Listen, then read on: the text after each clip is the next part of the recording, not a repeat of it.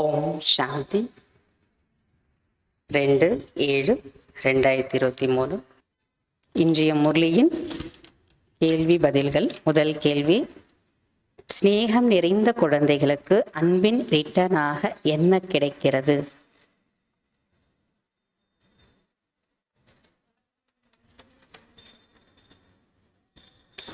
ஸ்நேகம் நிறைந்த பாபா சொல்றாரு, ஸ்நேகம் நிறைந்த குழந்தைகளுக்கு அன்பின் ரிட்டனாக பல கோடி மடங்கு அன்பின் ஒத்துழைப்பும் கிடைக்கின்றது. இரண்டாவது கேள்வி: எதில் வித்தியாசம் ஏற்பட்டு விடுகிறது? படிப்பு மற்றும் பாலனையை, வரதானங்களை தாரணை செய்வதிலும் காரியத்தில் ஈடுபடுத்துவதிலும் வித்தியாசம் ஏற்பட்டு விடுகிறது. படிப்பு மற்றும் பாலனை, வரதானங்களை தாரணை செய்வதிலும் காரியத்தில் ஈடுபடுத்துவதிலும் வித்தியாசம் ஏற்பட்டு விடுகிறது. மூன்றாவது கேள்வி: பிரம்மா பாபாவின் மூன்றாவது அடி என்ன?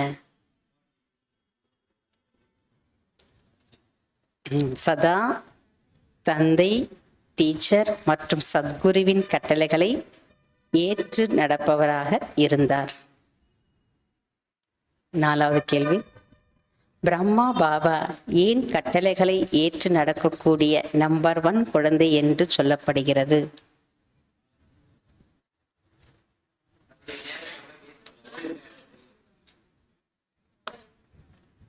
பாபா சொல்றாரு, ஞானத்தின் கஜானா, நினைவின் சக்தி, பொறுமை குணத்தின் சொரூபம் ஆகிய அனைத்து கஜானாக்களையும் கடைசி நேரம் வரை சரீரத்தை மறந்து சேவையில், நடைமுறையில் பயன்படுத்தி காட்டினார். இதற்குதான் கட்டளை ஏற்று நடக்கக்கூடிய நம்பர் 1 குழந்தை என்று சொல்லப்படுகிறது. அஞ்சாவது கேள்வி: பாப் தாதா எந்த ஒரு விஷயத்தை பற்றி நினைத்து உள்ளுக்குள்ளே சிரித்து கொண்டே இருக்கிறார்?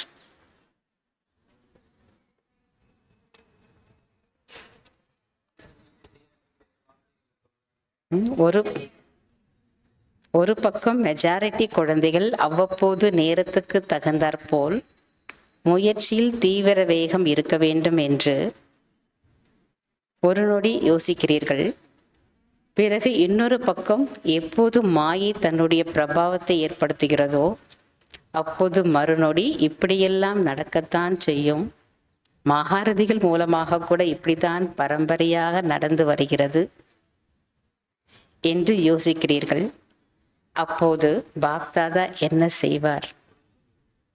கோபப்பட மாட்டார் தானே? சிரிப்பார். ஆறாவது கேள்வி: எதற்கு சகஜ யோகம் என்று சொல்ல முடியாது?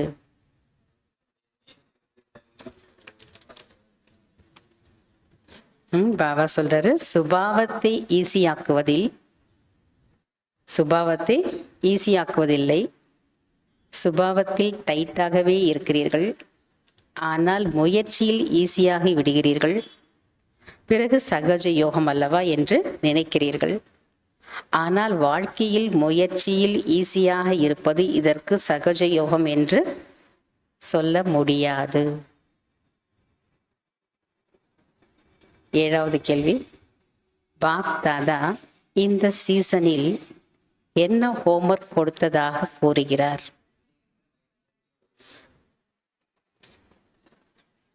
பாப் தாதா இந்த சீசனில் என்ன ஹோம்ஒர்க் கொடுத்ததாக கூறுகிறார்? எல்லையற்ற வைராகிய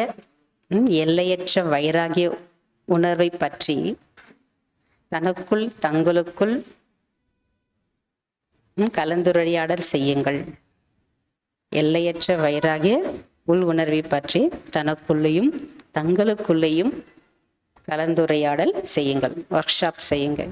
பிறகு இந்த சாதனையின் விதையை வெளிப்படுத்துங்கள் என்று ஹோம்ஒர்க் கொடுத்திருந்தார்.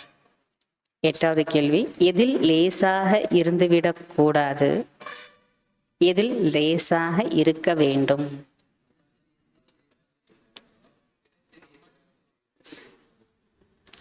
தினசரி நடவடிக்கைகளில் லேசாக இருந்துவிடக்கூடாது. மாறாக சம்பந்தத்தில் தொடர்பில் மனநிலையில் லேசாக இருக்க வேண்டும். 9வது கேள்வி, நம்பிக்கையானவர் அல்லது விசுவாசம் என்பதின் அர்த்தம் என்ன?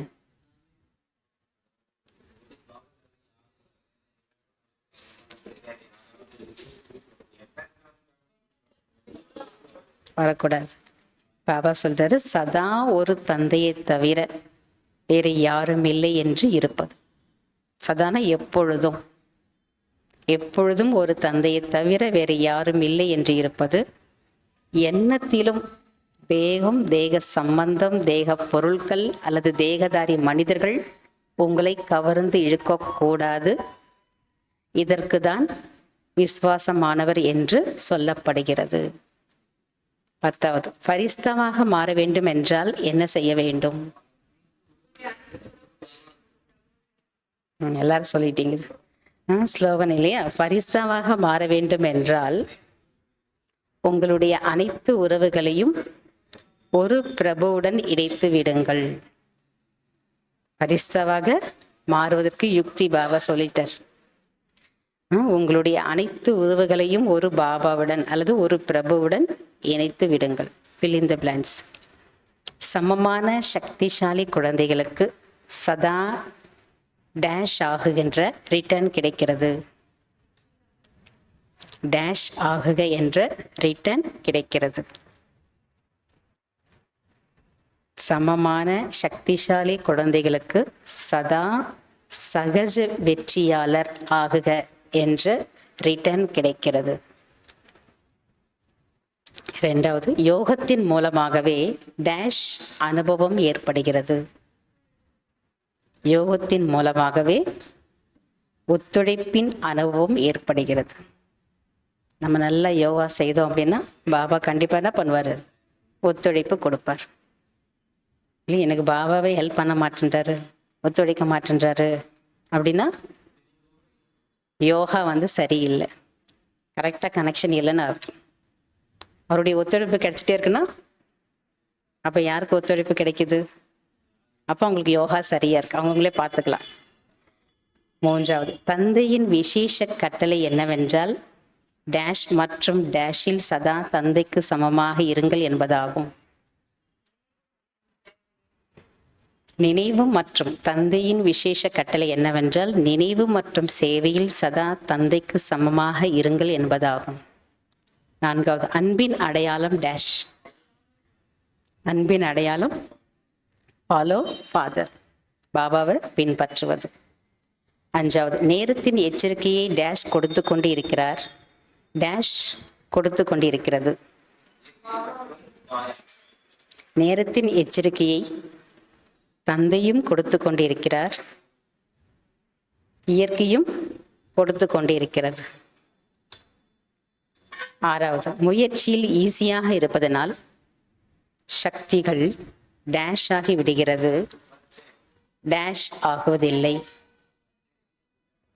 முயற்சி ஈஸியாக இருப்பதனால் சக்திகள் மர்ஜ் ஆகி விடுகிறது, எமர்ஜ் ஆகுவதில்லை. 7வது, சாதனை என்பது டேஷ் ஆகும், சாதனங்கள் என்பது டேஷ் ஆகும்.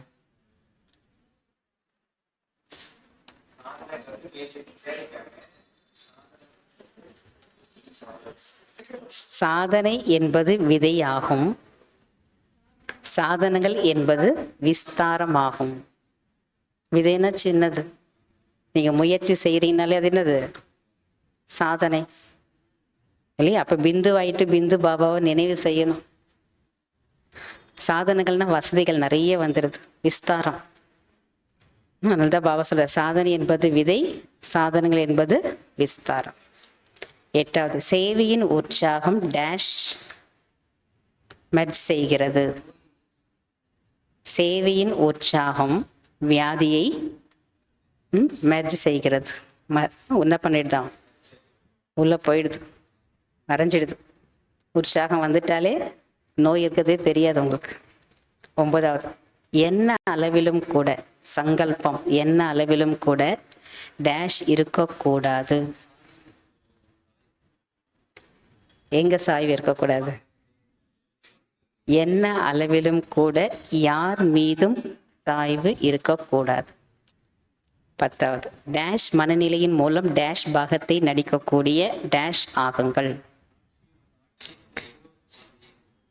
சாட்சி மனநிலையின் மூலம் ஹீரோ பாகத்தை நடிக்கக்கூடிய சகஜ முயற்சியாளர் ஆகுங்கள். 11 லாஸ்ட், என்னுடையது என்ற பற்று வருவது கூட டேஷ் கலப்பதாகும். என்னுடையது என்ற பற்று வருவது கூட கலப்படம் கலப்பதாகும். அச்சா. ஓம் சாந்தி. தேங்க்யூ பாபா.